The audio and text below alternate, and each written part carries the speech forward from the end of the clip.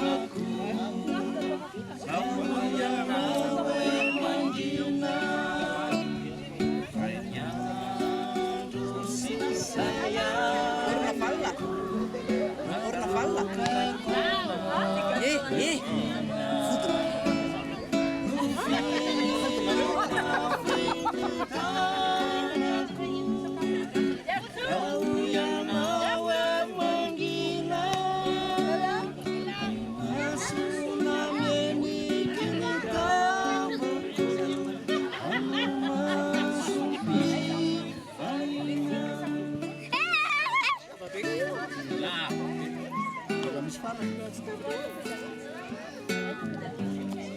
Ina be ny elakelam-piankinana.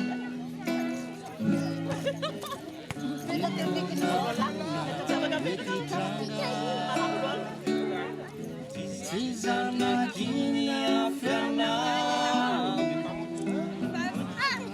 ivoary tsy tiava isy toetra ioanilanao itsamba isy tantana imona isy ande itsy salama vatana isy ampianatra itsamba isy tantana imona isy ande itsy salama vatana isy ampianatra itsamba isy tantana imona isy ande salama vatana isy ampianatra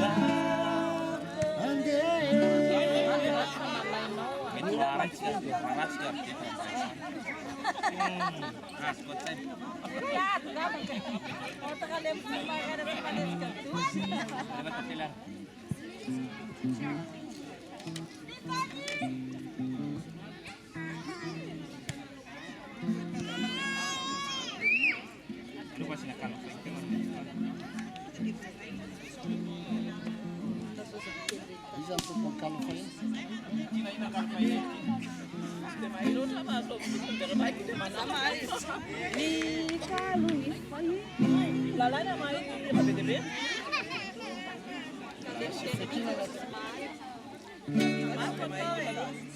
Benja mandeha foana ange ty e?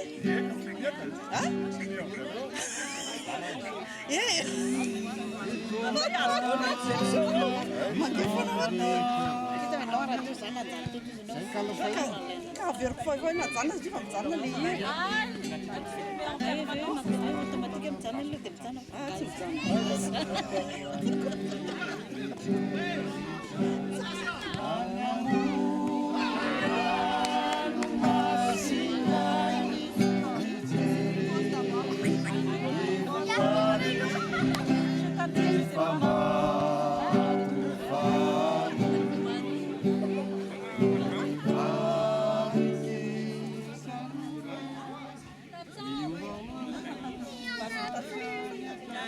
Vady tatsamo sa vady